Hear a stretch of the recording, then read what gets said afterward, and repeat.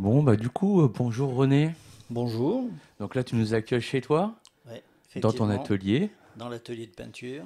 Donc autour d'un atelier, bah, du coup, peinture, avec des adhérentes, des personnes qui sont pas forcément du centre social ou...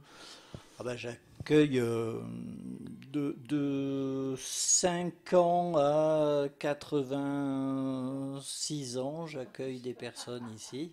D'accord, J'ai une personne, oui, c'est la plus ancienne, elle a 86 ans et elle vient le mardi après-midi. d'accord. Et Elle du coup, a, alors quel type de peinture que tu proposes? Eh bien, ici, c'est un atelier dans lequel il n'y a pas d'obligation. On vient et on peint ce que l'on a envie de peindre. C'est à moi de m'adapter à la personne qui vient. C'est à moi de mettre en pratique toute une pédagogie qui va permettre aux artistes en herbe de s'exprimer le plus librement possible. J'apporte la technique, j'apporte certaines connaissances, mais c'est avant tout le ressenti de l'artiste qui fait son œuvre. D'accord, Aujourd'hui, on accueille avec plaisir le centre social avec l'équipe de Salima. Eh bien, ce sont des femmes qui, certaines découvrent la peinture, d'autres l'ont déjà pratiquée. Et, euh, et donc, à partir de ce qu'elles souhaitent peindre, eh bien, on utilise les techniques adaptées. Voilà, c'est aussi simple que cela. d'accord. Et au-delà de l'artiste aguerri que tu es, du coup, est-ce que tu peux nous expliquer un petit peu ton parcours, du coup? Bon, c'est un parcours un peu atypique. Je suis né déjà dans les Alpes, D'accord, dans une région vraisemblablement la plus belle du monde, hein, puisque c'est la mienne. Euh, il y a malheureusement quelques temps de ça, puisque je suis né en 1957, 63 ans. Et à Guillestre, j'ai grandi tranquillement jusqu'à 6 ans. Ensuite, j'ai traversé la montagne et je suis allé de l'autre côté de cette montagne et j'ai vécu à Barcelonnette, qui est une ville historique très intéressante et particulière, qui a une vie très mouvementée, hein, cette région-là. Déjà, elle est frontalière avec l'Italie, et de plus, c'est une région qui a permis à un bon nombre de ces enfants du début du XXe siècle d'aller faire fortune au Mexique. Et ils d'accord. sont revenus les poches remplies de pesos. Je pense que c'est comme ça la monnaie du Mexique. Et ils ont construit des maisons, mais de véritables petits chalets, de véritables petits châteaux, c'est magnifique. D'accord. Et voilà, j'ai grandi jusque-là, jusqu'à mes 15 ans, à l'air pur et que du plaisir. Et ensuite, il fallait que je fasse mes études. Mon papa me disait qu'il fallait aller à l'école, donc Mhm. j'y suis allé, hein. J'ai fait des études, j'ai mené conjointement des études d'histoire, euh, d'économie, euh, puisque je suis allé dans une école qui s'appelle HEC, Hautes études commerciales. Mais bon, c'était pas le pied, hein, ça me plaisait pas trop. Moi, ce que j'aimais, c'était le dessin, c'était la peinture. D'accord. Et donc, bah, j'ai fait des stages, des écoles de formation en peinture. Je me suis frotté avec un bon nombre d'artistes. Et puis, bah, j'ai découvert tout un univers différent, fantastique. La peinture mène à tout. Des Mhm. découvertes, des voyages, des rencontres heureuses. Une liberté d'expression infinie, du coup. Ah bah oui, c'est ça. Je trouve qu'aujourd'hui, on manque d'imagination. Donc, manquant d'imagination, on manque de création. D'accord, On manque, ouais. ans de création, eh bien, on se complaît dans une certaine routine. Moi, je veux que l'imagination, elle prenne le pas sur tout le reste, que l'esprit soit là, donc l'éducation de notre esprit soit là pour faire la part des choses. Et puis après, c'est notre plaisir à regarder une œuvre figurative, abstraite, etc., qui va nous pousser vers plus de liberté, et puis par là même notre talent, parce qu'on a tous un talent caché. Euh, on a tous, euh, on a tous un savoir-faire qui nous différencie de l'autre. Mhm. Et c'est ce qu'il faut exploiter, c'est ce que j'exploite en peinture. D'accord. C'est pour Et ça que je ne mets pas d'objectif et de barrière. il faut que ça vienne de la Il faut personne, que ça vienne de la ce personne. qu'elle ressent et qu'elle exprime un peu sur la Et toile c'est du coup. voilà, exactement. D'accord. Et est-ce que tu as un peintre qui t'a un peu plus, on va dire, pas impressionné, mais qui t'a donné envie un peu plus de faire de la peinture, qui t'a donné des idées, qui t'a inspiré? Je crois que c'est plutôt le contraire. J'ai fait de la peinture, j'ai fait du dessin, j'ai utilisé toutes les techniques que l'on peut connaître, aussi bien la bombe. C'est bien de taguer sur des endroits illicites comme licites d'ailleurs, hein. Il y a des Mhm, tout endroits à fait, qui il y a des endroits sont, qui ouais, sont tout à fait. mais c'est aussi l'adrénaline dans les endroits illicites, mais il faut courir vite. À mon âge, je cours moins vite, donc je n'y vais plus. Mais c'est vrai que cette découverte de toutes les techniques, c'est merveilleux. Donc c'est la découverte de la peinture, de l'expression, et ensuite l'intérêt pour des maîtres de la peinture. C'est venu avec les écoles et l'apprentissage et la connaissance des peintres à travers l'histoire de l'art, etc. Donc j'ai la chance d'avoir une épouse qui est férue dans ce domaine-là, et on a découvert ensemble, effectivement, parce qu'on s'est mariés relativement tôt, on a découvert des peintres qui nous marquent du, du Quattrocento italien, euh, avec des maîtres comme Raphaël, Vinci, mais également des femmes comme Brunelleschi qui nous ont fortement marqués. Des visites en Italie aussi, Oui, tout à hein, fait. Rome, Mhm. Florence, des villes musées ouverts. Et ensuite des peintres flamands que l'on appelle aujourd'hui primitifs, alors qu'ils sont pas plus primitifs que les autres, comme Van Eyck, Mhm. qui est un peintre fabuleux, comme Jérôme Bosch, qui est aussi un peintre fabuleux, comme Bruegel aussi, qui est un peintre extraordinaire, mais ils ont tous eu des parcours fous. Mais du coup, pourquoi on les appelle des primitifs, du coup? Bah, la petite histoire veut que euh, le premier à avoir raconté la vie d'artiste, c'était un artiste également, mais c'était un Italien qui s'appelait Vasari, et qui était un Italien bien chauvin, qui trouvait que la peinture italienne était la plus belle, et donc en comparaison, il les appelait primitifs. Bon. Ah, d'accord. Mhm. Alors, il les a appelés primitifs, il appelait ces peintres-là flamands primitifs.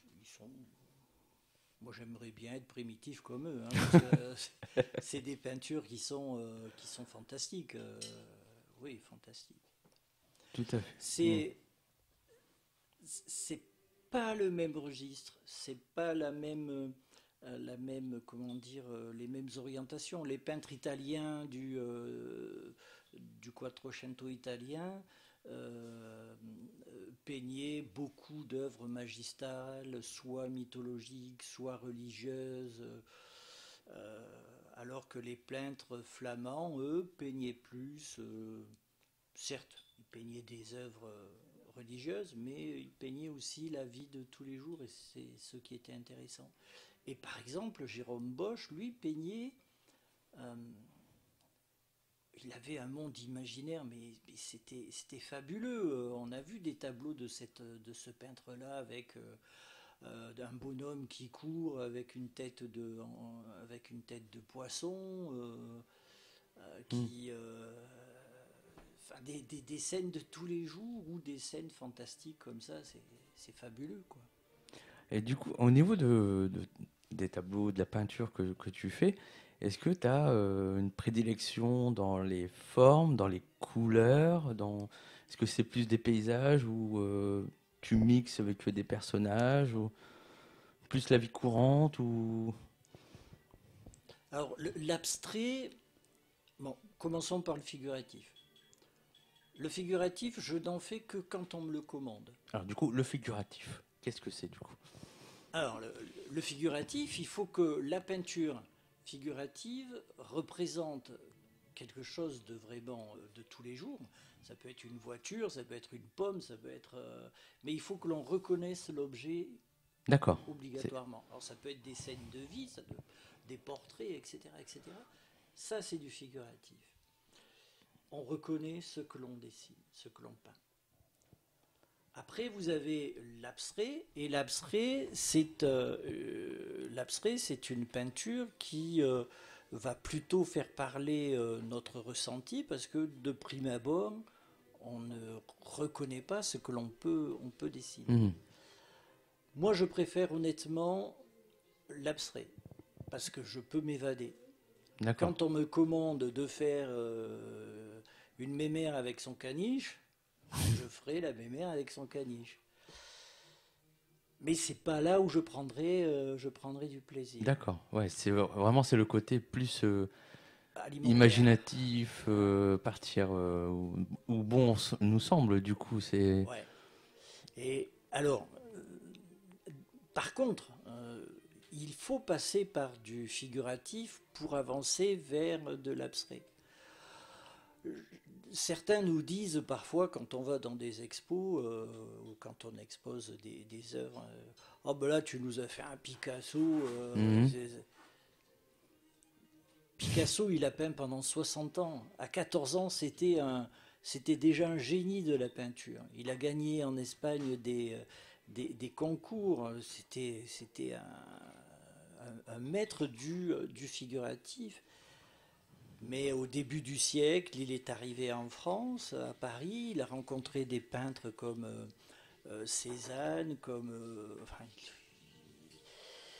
il a traversé ce XXe siècle avec tous les courants possibles et Oui. imaginables. Il a touché à tout. Il a découvert aussi le monde de la photographie. Il faut pas perdre de vue que c'était une révolution, le cinéma, la photo, etc. Et donc il est arrivé à faire une production extraordinaire qui sort effectivement du figuratif pour avancer vers un abstrait complètement libre. Et Mhm. le geste simple est le plus difficile à faire. Les dessins d'enfants, c'est fabuleux Mhm. parce qu'ils travaillent, ils font ça avec leur cœur, avec leur ressenti et les personnages qu'ils font, mais de profil, c'est fabuleux. Alors après c'est peut-être mon ressenti, mais du coup j'ai l'impression que des fois pour certains peintres, ils ont une reconnaissance après que durant des fois leur vivant. Ouais, ça, c'est bien dommage. Oui. Hein, parce que les artistes vivraient peut-être mieux s'ils vendaient un peu plus de toiles. Oui.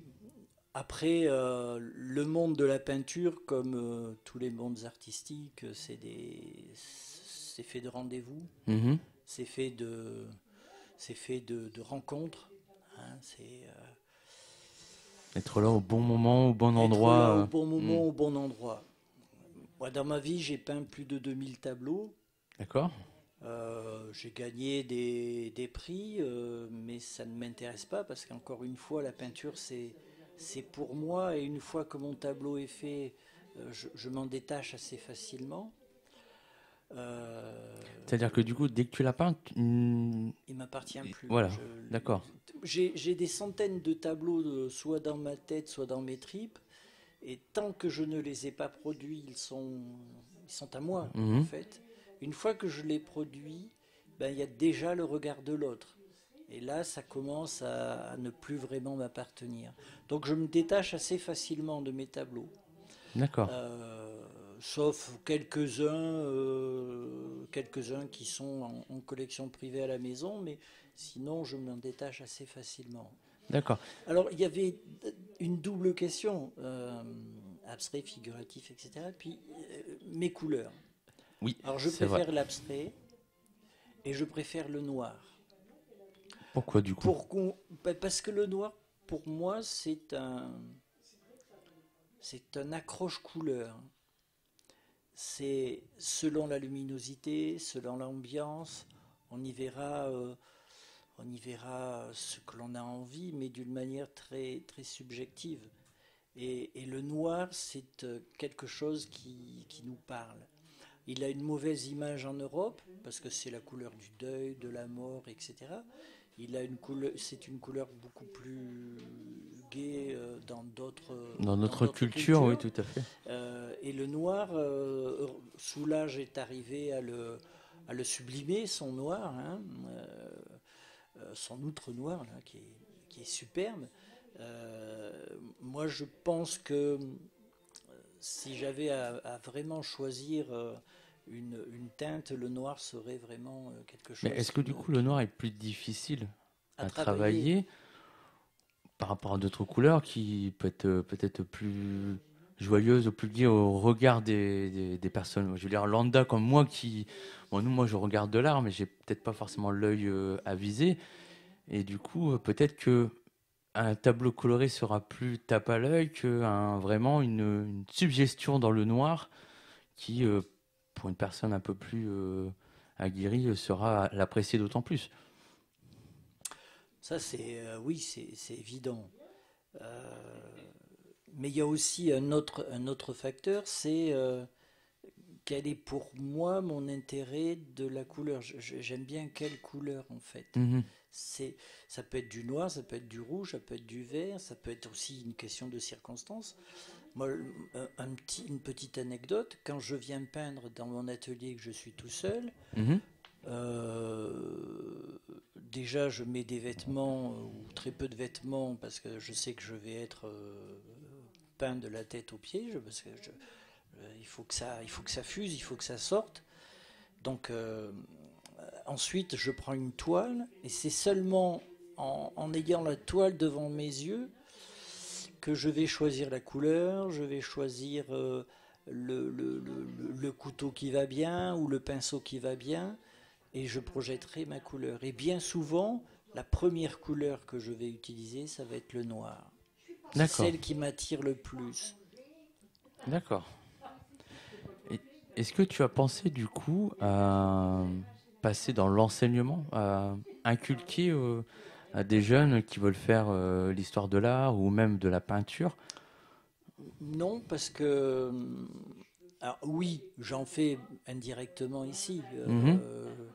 J'ai des élèves jeunes à qui j'apprends la peinture, les techniques, etc. Je participe à des ateliers, je vais dans des classes, des écoles, des primaires, secondaires, etc. Euh, mais je ne veux pas, comment dire, je trouve que l'éducation nationale fait très mal son boulot en matière d'art. Bon, peut-être que je vais me faire engueuler en disant ça, mais tant pis. C'est la libre expression. C'est moi, je le pense, je le pense.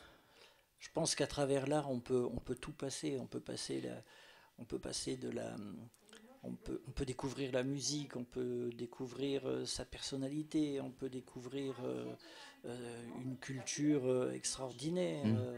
Est-ce que c'est le fait qu'ils ne vont pas plus loin ou qu'ils n'essaient pas d'y aller justement? Parce qu'ils ont des programmes de, Qui n'est pas adapté du coup? voilà, moi j'aurais plutôt utilisé un mot en 5 lettres, mais bon, ça se fait peut-être pas à la radio. Mais oui, c'est un peu ça en fait. D'accord. Je crois qu'ils sont pas adaptés. Je pense que les élèves n'étant pas motivés, ben, ils y prennent pas plaisir. Oui. Puis on est aussi avec cette découverte du numérique qui quand même au niveau pur du dessin ou bien de la peinture est assez gênant, quoi. Il y a aussi peut-être le fait qu'on n'emmène plus assez, du coup, les jeunes ou même les enfants dans des musées, voir des tableaux, leur expliquer, même si on n'est pas forcément spécialiste, mais au moins discuter, échanger, dialoguer sur un tableau qui peut être vu lors d'une visite d'un musée, par exemple. Oui, oui. Il y a un musée qui est vraiment adapté pour les visites avec des enfants, c'est le Louvre-Lens. Mhm. La galerie du temps, par exemple, elle est extraordinaire. J'y vais régulièrement avec mes petits-enfants. On y reste 25-30 minutes maximum, ou bien ils ont des activités avec des intervenants. Mais en 20 minutes, on se focalise sur leur centre d'intérêt. À 7-8 ans, ça peut être les pyramides et les pharaons. À 10 ans, peut-être la mythologie, etc. Bon. Mais le fait d'y aller, de regarder ce qui les intéresse et puis de dire bon, on s'en va parce que là, il y en a trop, on va se Mhm. noyer. C'est intéressant. Et cette galerie du temps, quand on arrive, que l'on voit toute cette proposition là d'œuvres faites, c'est magique et je trouve que c'est vraiment un espace adapté. C'est pas évident d'avoir euh, des salles remplies de dessins, remplies de tableaux. C'est imbuvable pour les enfants. Oui, oui, tout à fait. Après, c'est comment on l'amène et comment j'allais dire, on y joue, mais quelque part, c'est comment on peut les amener à découvrir l'art. Et puis ce qui est intéressant dans l'art, c'est de connaître aussi les petites histoires. Bah, Mhm. aujourd'hui, des fois, quand je visite des musées avec les enfants, je leur dis, mais tu vois, pour peindre ce tableau, il a fallu qu'il y ait telle ou telle découverte scientifique, par exemple. D'accord. Un exemple bête et méchant, bon, pas méchant d'ailleurs, bête, euh, le, quand on regarde des films à la télé, on voit des peintres de la période italienne peindre avec des pinceaux plats. Ben, c'était impossible parce que la technique de la fabrication des pinceaux au Quattrocento italien, par exemple, eh bien, c'était des pinceaux ronds. Donc, dès que vous voyez un pinceau plat, c'est une erreur. Le pinceau plat, c'est à l'avènement de l'impressionnisme, dans les années 1850, que l'on a découvert le fer blanc, la possibilité de pincer les poils et d'en faire des pinceaux plats. Et Hmm. ces petites histoires-là, en les racontant à des enfants, en disant, mais tu vois, là, il a fait ça comme ça, c'est comme ça on passe les messages et Tout à fait. de Bah, l'art. puis même, puis, enfin, aiguiser un petit peu aussi leurs connaissances. Oui, ils Parce que sur enregistrent le coup, ils enregistrent et puis après, au fur et à mesure, ils ressortiront ils ça plus tard. intègrent, Tout bien à fait. sûr. Ouais. Et du coup, alors, au niveau de ton atelier, Oui. les toiles qui sont faites, elles deviennent quoi? Les miennes. Ou même celles des participantes, du coup? Alors, les participants, moi, quand on vient ici, euh, bien entendu, on paye la prestation, mais je fournis le matériel. Peinture, pinceau, toile. Et donc, ils repartent avec leur toile. D'accord. Alors, il y a des élèves qui sont plus ou moins confirmés, mais des élèves confirmés qui font des expositions. Et voilà. Alors, pour les miens, ben, j'ai des tableaux qui sont en exposition. J'ai des tableaux, heureusement, j'en ai vendu. Hein, Mhm. faut bien que je mange. Tout à fait. Donc voilà. C'est. J'ai dû vendre une bonne quantité de tableaux un petit peu partout dans le monde. Certains sont dans des collections privées, d'autres sont. Il y en a un de mon vivant qui est dans un musée, c'est quand même pas mal. Et quel musée, du Euh, coup? non, c'est bien, non? Non, mais quel musée, du Ah, coup? quel musée? Hmm. Mais c'est en Pologne, D'accord. justement. Euh, ensuite, il y a y a des tableaux qui sont un petit peu partout, aux États-Unis, en Angleterre, en Australie. Il n'y a que dans le monde indien et d'Afrique du Nord que je n'en ai pas vendu. Ouais. Et comment ils rentrent en communication du coup pour Bon, bah, t'acheter après, il y ou... a des sites, il y a Ah ouais, des... d'accord. Et puis il y a aussi beaucoup de bouche à oreille. Oui, bon, c'est peut-être ce Bon, qui marche à le une mieux du coup. époque, il y avait des pubs. Maintenant, on voyage un peu moins en avion, donc c'est surtout ces temps-ci. Mhm. Mais bon, il y a plein de brochures de luxe dans les avions, et puis vous avez des tableaux. Enfin, Ah oui, d'accord. d'ailleurs, pour mettre sa pub là-dedans, c'est horriblement cher. Enfin bon. Voilà. Puis après, il y a des dictionnaires, par exemple. Je suis dans Oui, le dictionnaire Larousse cotation Drouot, je suis coté, il y a une valeur, quoi. Donc si on me cherche, on me trouve obligatoirement. d'accord. Et comment on arrive à être coté du coup? C'est par rapport au nombre de ventes, à la qualité du travail, au Oui, c'est la bouche à qualité. Non, oreille? c'est la qualité du D'accord, travail, effectivement. Ouais. Ouais. Après, on a la cotation, elle est faite par des experts qui regardent le tableau, qui apportent un qui apporte un jugement. regard justement Voilà. ben, d'expert du coup. Ouais. D'accord, Alors, mes tableaux sont évalués pour un tableau de 1 mètre sur 1 mètre à 3000 à peu près 3000 euros. d'accord. C'est cher. Bon, Enfin, c'est moi, cher pour. personnellement, je n'achèterais pas un tableau de 3000 euros. Donc, c'est cher.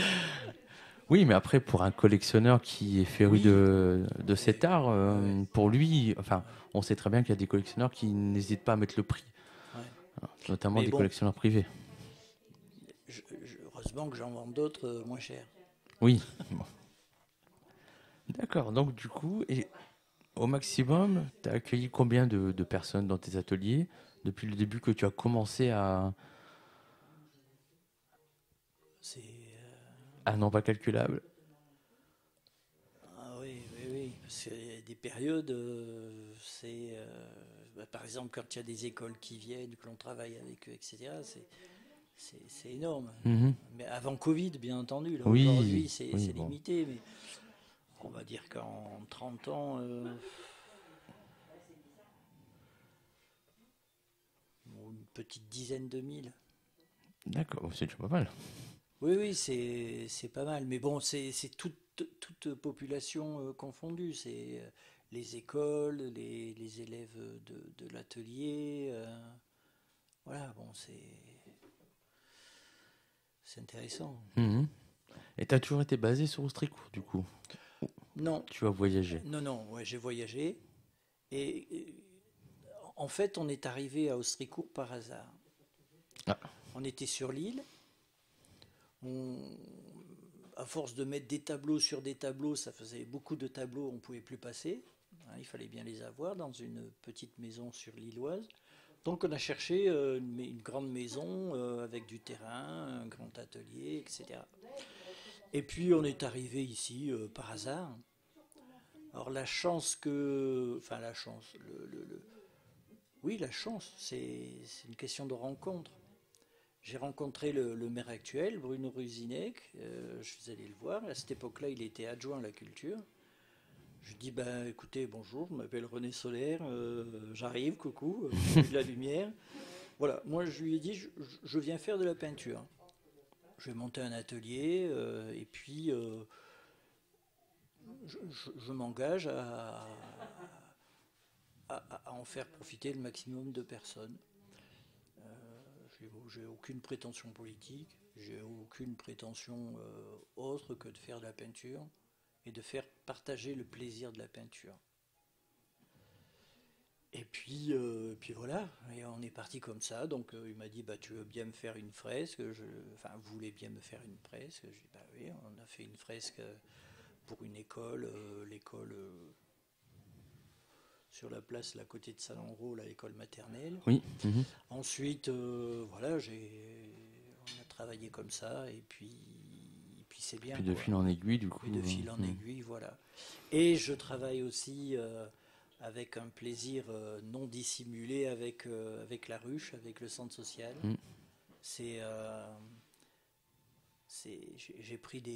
on a pris des pieds extraordinaires avec tout ce qui a pu se faire avec Virginie et Mélodie sur la parentalité, Mhm. avec des familles superbes, intéressantes. Après, là, depuis 2 ans, je travaille avec Salima, qui est adorable. Hein. C'est enregistré, hein. Oui, mais c'est Ouais. bien alors. Alors, je le répète, qui est adorable. Et puis, voilà, c'est les petites mamies qui viennent, on prend plaisir ensemble, on se boit un petit café, on fait. Il n'y a pas que la peinture, quoi. Il Il y y a a la aussi ce moment peinture, et convivial et puis ensemble, quoi. voilà, Mm. on se détend, on se retrouve, et c'est ce qui m'intéresse. C'est pour ça qu'il y a un petit coin salon, on est cool ici. C'est pour ça que L'hiver, justement on est bien là. l'hiver, on fait une petite Mm. cheminée. Voilà, le plaisir de se retrouver aussi. Créer le lien. Oui, Moi, si j'avais la possibilité, ici, ce serait vraiment un lieu ouvert où les gens, un peu open bar ouvert tout le temps, quoi. C'est-à-dire d'accord. l'auberge espagnole, Mhm. les gens ils viennent, ils déposent leur sandwich là, on mange ensemble, un peu la bohème, quoi. D'accord. Et ça, c'est un truc qui me passionnerait. Faire abstraction de toutes ces contraintes que nous avons et vivre le plus paisiblement possible Paisiblement et ensemble surtout. et ensemble. Ok, bah merci René. Mais de rien. Donc on était chez René, donc dans ton atelier, qui Ouais. reçoit du coup des groupes, des personnes, pas forcément de Stricourt, mais d'ailleurs aussi. Tous horizons. Hein, Et on tout était à en fait. même temps avec le groupe de Salima, du coup. Un petit big up à Salima. Merci. Bah merci, puis bon, à la prochaine du coup. Et si, effectivement, il y avait aussi l'idée de faire un collectif sur la radio, si t'es toujours partant. Ah bah oui. Notamment sur une chronique art, ça peut être Ouais. super intéressant pour Je faire suis découvrir. d'accord. On est parti. Bah ça marche, c'est enregistré du coup. Merci. Bye. À bientôt et bon courage et bon vent à la ruche. Bah on va faire en sorte. Merci beaucoup. Merci.